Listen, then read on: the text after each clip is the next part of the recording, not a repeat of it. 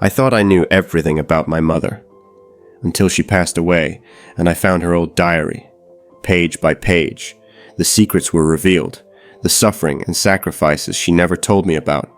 And that's when my life changed forever. Stay until the end of the video to turn the pages of truth with me and understand why this story might change the way you view your parents. It's strange how the smallest things can bring back the biggest memories. The house was quiet that afternoon, quieter than it had ever felt before. My mother had passed just a few weeks earlier, and I'd been dragging my feet going through her things. Grief hits you in waves, especially when it's your last parent gone. I thought I knew her routines, her favorite songs, how she took her coffee. But when I opened that drawer in her bedroom and found an old, leather-bound diary tucked beneath her sweaters, something inside me paused. It was dusty, worn at the edges, and tied shut with a faded ribbon like she meant for someone to find it, but only when the time was right. I sat there on the edge of her bed, that familiar creak of the old springs beneath me, and hesitated. It felt almost invasive, like I was about to open a door that had been shut for decades. But I did, and I swear to you, my hands shook as I untied that ribbon. The first page was dated 1974, the year I turned 10. I turned the pages slowly, not knowing what I was about to walk into. What I read, though, I wasn't ready for it. My mother, the same woman who held our home together with casseroles, coupons, and quiet strength, had lived with pain I never saw. She wrote about sleepless nights, about how she used to cry in the laundry room so no one would hear. She wrote about feeling invisible, like her needs didn't matter because she was a mother, a wife, a woman who was supposed to endure. Page after page was filled with her loneliness, her doubts, and a deep sadness I never once recognized in her face. How could I have missed it? I was right there in that house with her, all those years. Back then, I just thought she was being strong. Turns out, she was surviving. I think what broke me most was reading how often she doubted whether she'd done enough for us, that she worried we wouldn't remember her with warmth. If only she knew. I still smell her perfume when I walk by her closet. I still hear her humming in the kitchen when I make her old meatloaf recipe. She gave her entire self to us. I folded the diary shut and sat there for what felt like hours. That day changed me. It made me realize how often we assume we know someone just because we live beside them. But the heart, the quiet parts, those can stay hidden for a lifetime until it's too late. So I ask you, if you're listening, when was the last time you asked someone you love if they're really okay? Not out of habit, but from the heart. Because sometimes, the people who seem the strongest are the ones who need us most. After finding my mother's diary, I started reading it every night, a few pages at a time, like I was having quiet conversations with her after she was gone. Some entries were simple, recipes she wanted to try, worries about money, little joys like a sunny morning or a good book. But then, there were entries that felt like gut punches. She wrote about a miscarriage. I never knew. It was before I was born. She described the pain of carrying life and losing it silently, because no one wanted to talk about those things back then. I sat there, eyes wet, whispering to the walls, "Mom, why didn't you ever tell me?" And then, about my father. She had always been the calm in his storm, but the diary spoke of nights when he came home cold, distant, sometimes cruel with his silence. There were no accusations, just sadness. She'd write things like, "He doesn't see me anymore. I think I'm fading from his world." Those words haunted me.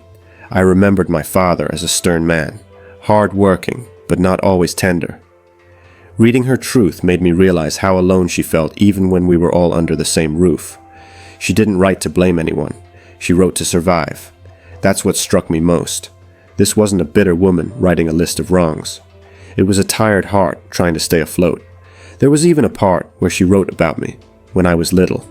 How she'd sit on my bed watching me sleep and hope I'd grow up to feel loved in ways she never did. I had to put the book down then. My chest ached. The kind of ache that comes from decades of misunderstanding the very person who gave you life. It made me think, how many of us go through life not really knowing the people who raised us? How many truths are buried in silence because they didn't want to burden us, or because society told them to just smile and carry on? That night, I sat on the porch with that old diary in my lap, staring at the stars like I used to do as a kid. But this time, I wasn't looking for constellations. I was looking for her, hoping she knew that I understood now, that I saw her, truly saw her. And if you've made it this far with me, I want to thank you. These memories aren't always easy to share, but they matter. They remind us that behind every quiet parent is a story we never asked to hear. If you're still listening, please, comment number 3, so I know you're here, listening, feeling this with me, because I have more to tell, and maybe, just maybe, you'll see a part of your own story in mine. The next entries I found were dated around the time I left for college. I always thought Mom was proud of me then. She packed my things with such care, kissed my forehead, and told me how excited she was for me to begin my life. I had no idea she cried herself to sleep the night I left. Her diary from that week broke my heart in ways I didn't know it could break. She wrote, "The house is so quiet now. I thought I'd enjoy it. I thought I'd feel relief from the chaos. But instead, it feels like a piece of me has been ripped out. He doesn't notice. He just goes on watching the news, drinking his coffee, saying how proud he is. But I miss our son. I miss having someone in the house who sees me." It wasn't just sadness she felt. It was invisibility. She described moments of walking past my father in the hallway and not even being acknowledged. She cooked meals he barely touched. She decorated for Christmas even though he said we were too old for it now. Her words weren't angry, just hollow, like she was slowly disappearing, one unnoticed day at a time. One entry simply said, "It's like I've become wallpaper, useful when needed, faded when not." I closed the diary and just sobbed. I hadn't cried like that in years, not when she died, not even when my father passed later on. But this was like hearing her call out from the past, asking, "Did anyone ever really see me?" And for the first time in my life, I had to admit, I didn't. I didn't see her pain. I didn't ask the right questions.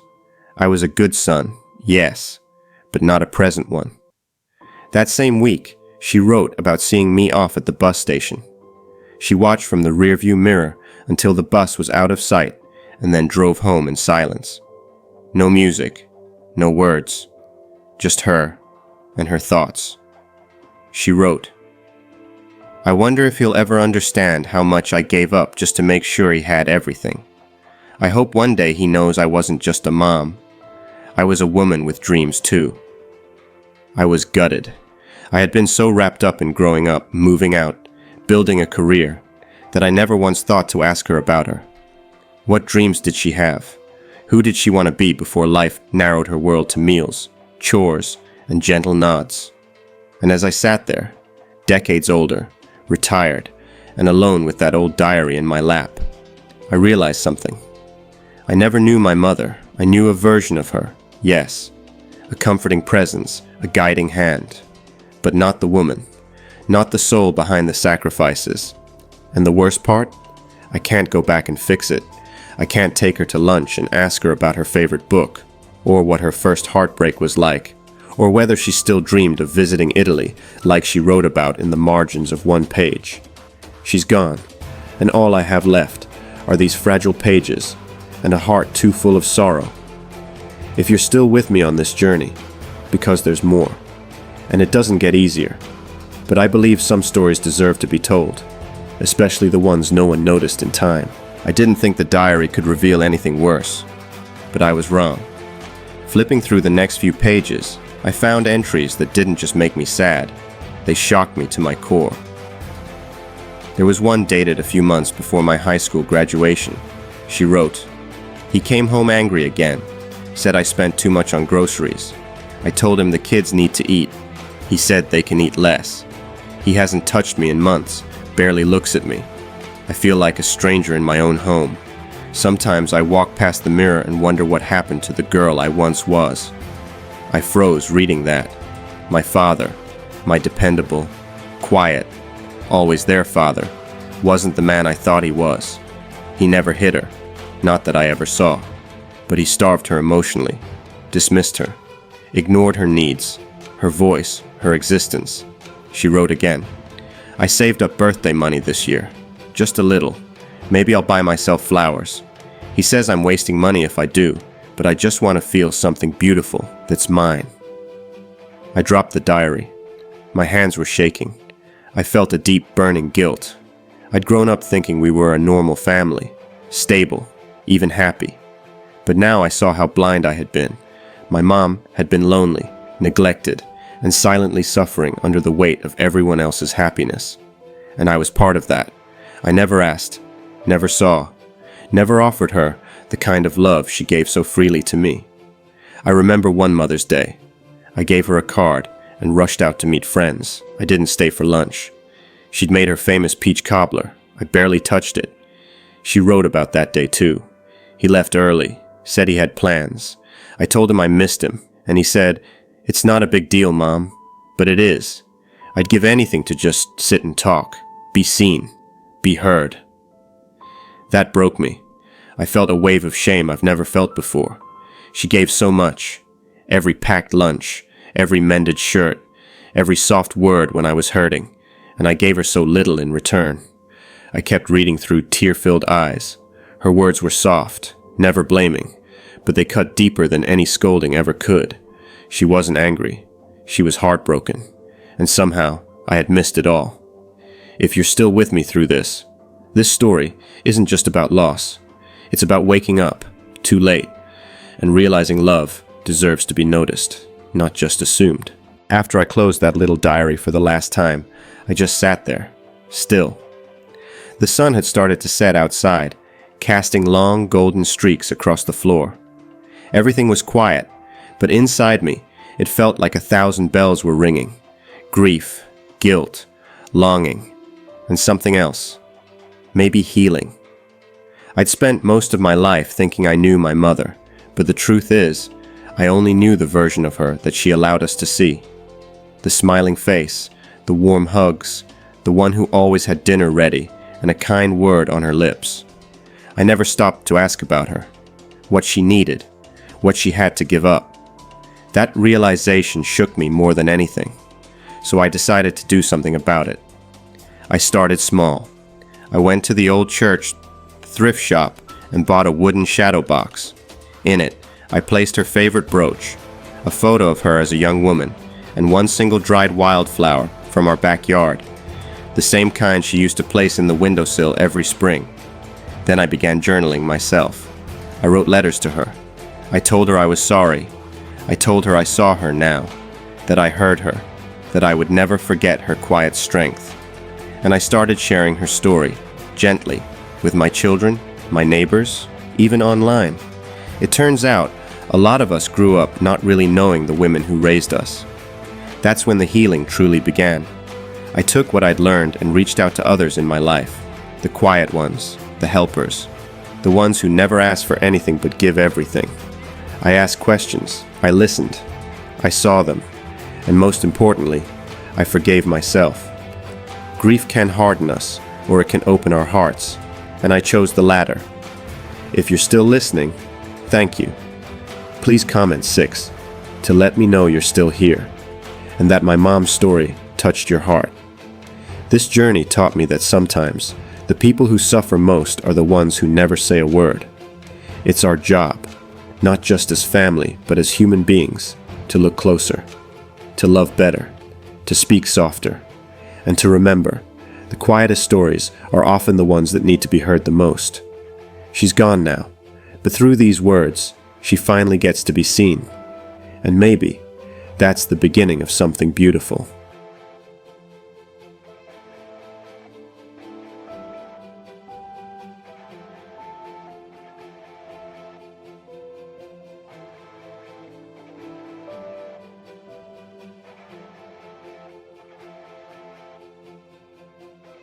That diary was more than just words. It was my mother's last whisper, sending me truth, forgiveness, and unconditional love. I couldn't hug her one last time, but through each page I understood her more than ever. If you still have parents by your side, don't wait. Listen, ask, before the answers become silence.